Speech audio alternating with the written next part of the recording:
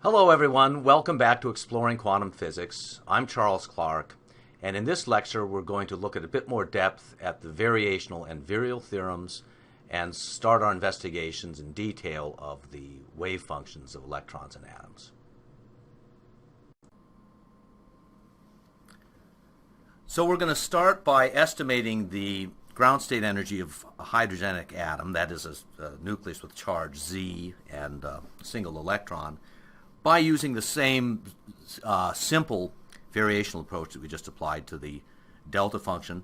So again, we have this Gaussian wave function, which is the ground state of a harmonic oscillator, and here's the relationship between the characteristic length of a harmonic oscillator and the frequency and mass.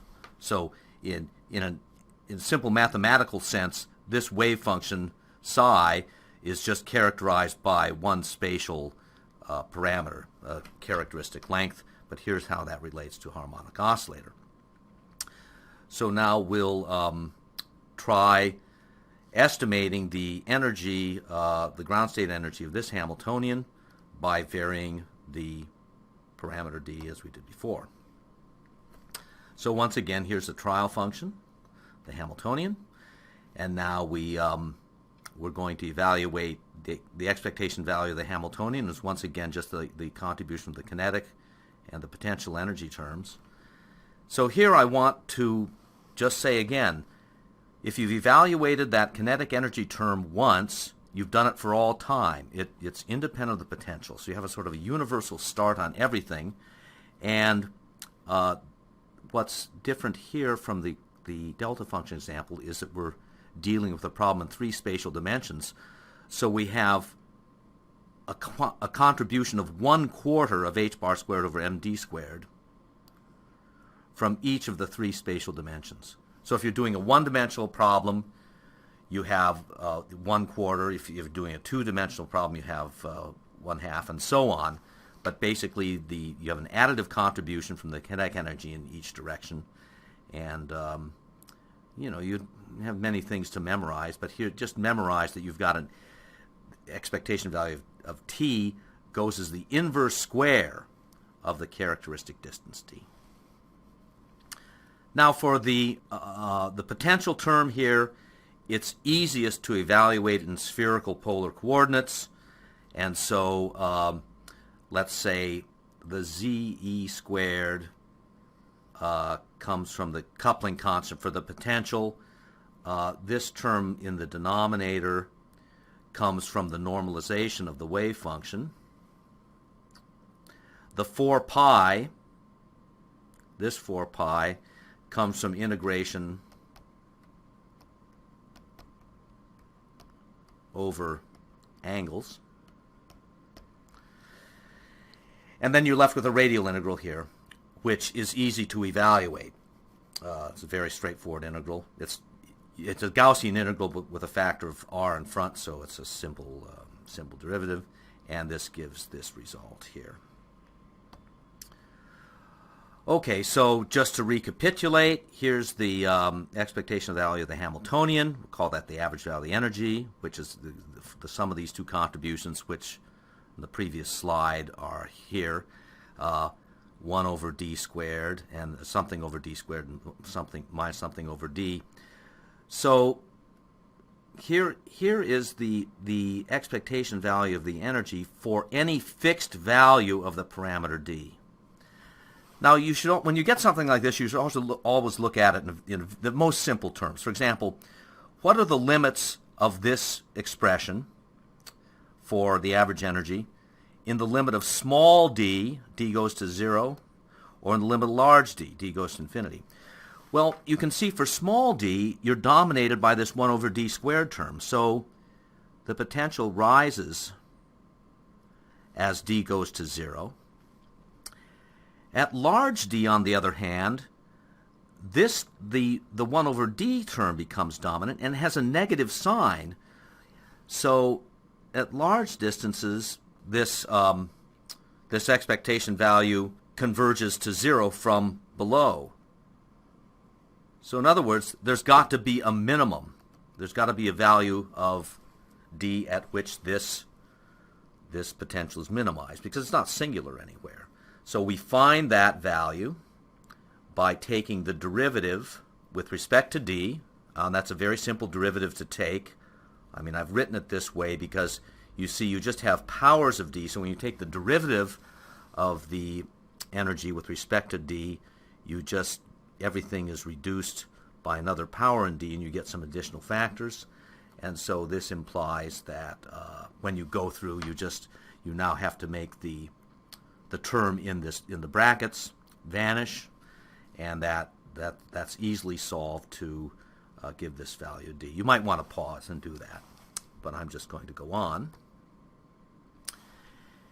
And the result, when we put that optimal value of d into the equation, we get this answer, which is within 85%. Let's see, that's actually Rydberg infinity times z squared. That's within 15% of the exact value.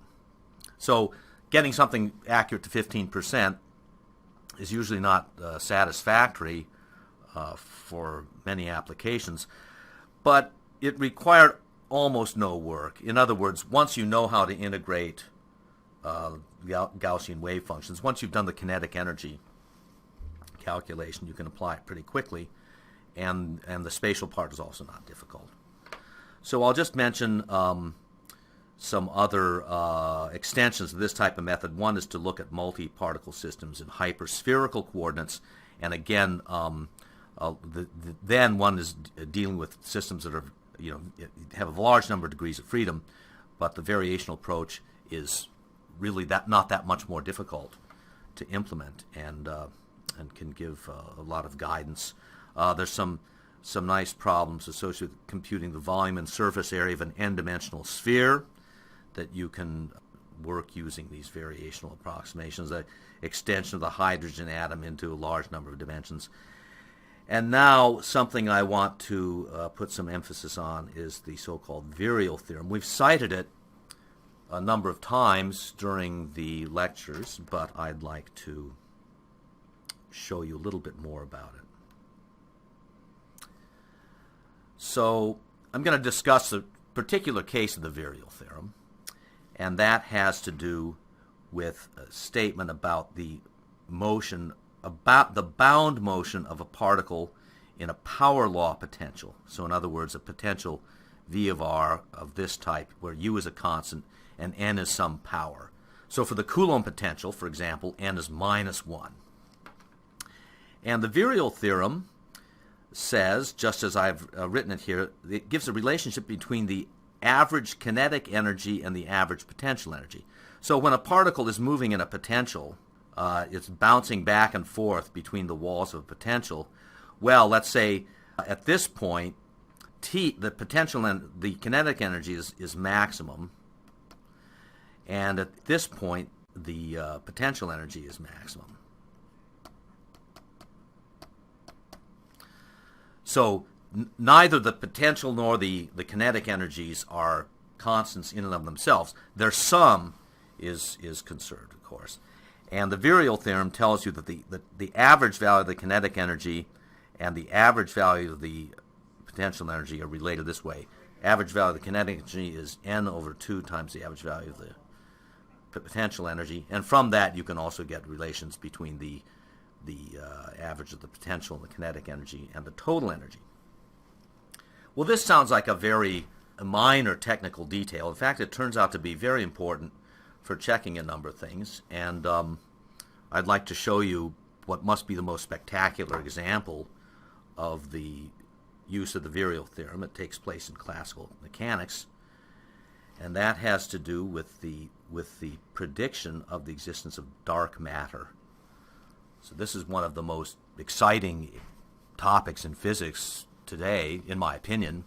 It seems that there's evidence that there's a much greater quantity of a substance in the universe that no one has ever seen, and there's no consensus idea right now onto what it consists of. So there's a very active number of searches for dark matter.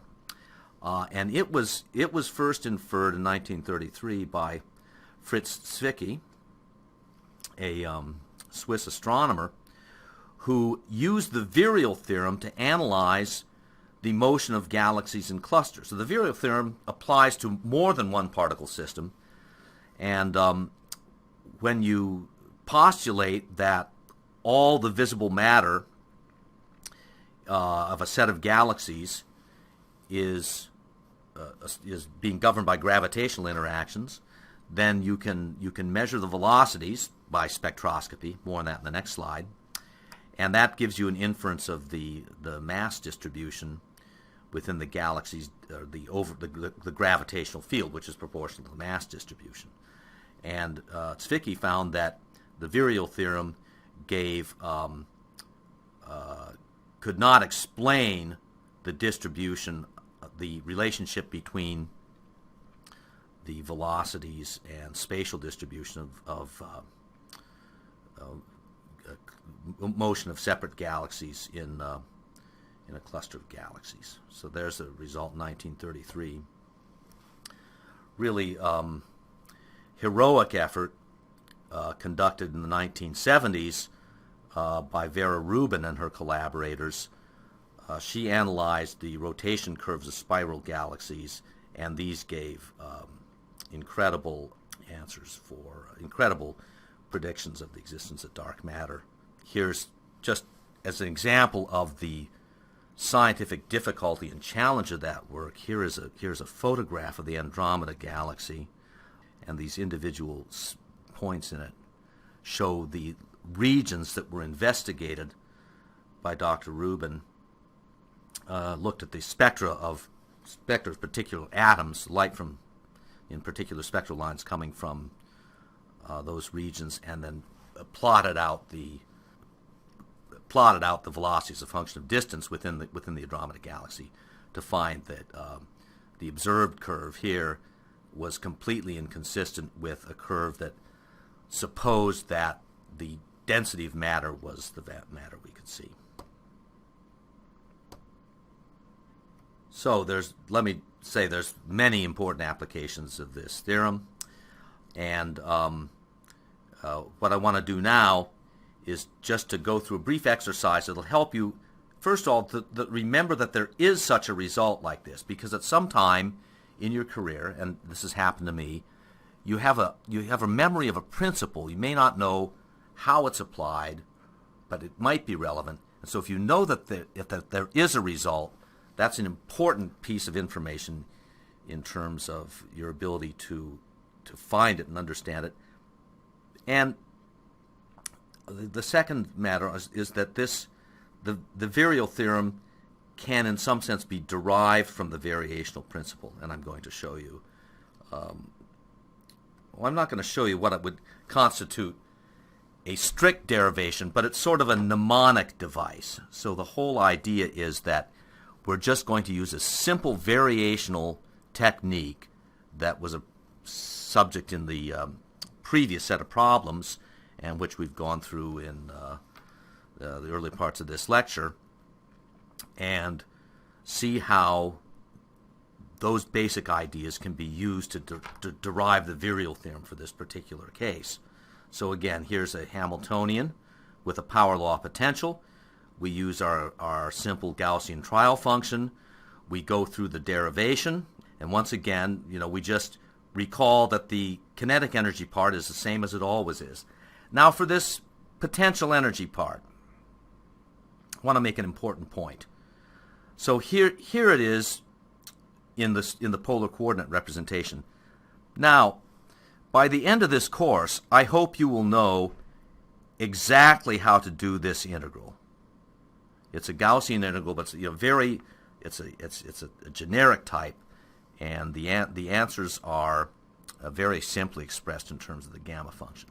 But for the moment, the only thing that we need to know about this integral is that it goes as d to the n plus 3. So in other words, I'm going to write this e as t plus v in this sense, with A and B being some constants, and you'll see that for the moment we don't really care what they are. It's just that the use of a Gaussian trial function, in fact, the use of any self-similar trial function will give a result like this, and you'll see how that becomes significant in just a moment. So we'll just recognize that this integral produces a number times d to the n plus 3, which is then the 3 is reduced by the number of dimensions due to the normalization constant.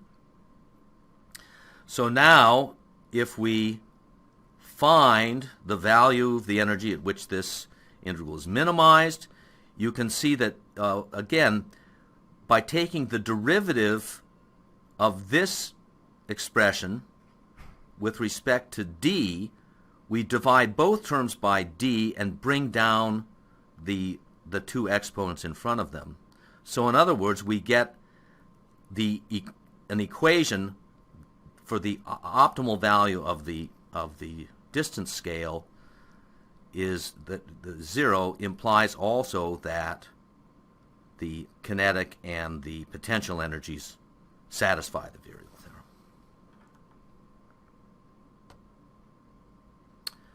Okay, so now we're going to conclude with the last of these arbitrarily chosen functions.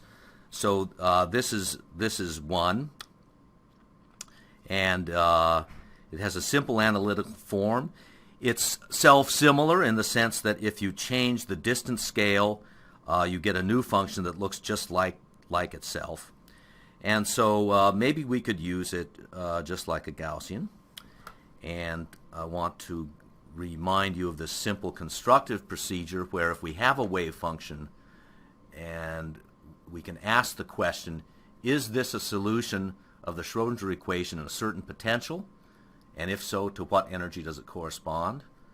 And in the inline video quiz, you're going to be asked to answer that. So you just apply the Laplacian operator to this wave function and do the inversion procedure that we discussed earlier to find the potential and energy for which it is a solution. So I hope you saw that this is indeed a solution to the Schrodinger equation for the hydrogen atom. You might want to check that it's properly normalized, and it happens to correspond to the ground state of the hydrogen atom. Now it has a feature that is very much different than the Gaussian. The Gaussians are all smooth functions. This wave function has a cusp at the coordinate origin. That's where the potential becomes singular. And this is an important fact in atomic and molecular structure. It's a generic feature of systems acting under Coulomb interactions. Okay, so that's all for now, and we're then going to go further into the study of these problems of calculating wave functions in the subsequent parts of this lecture.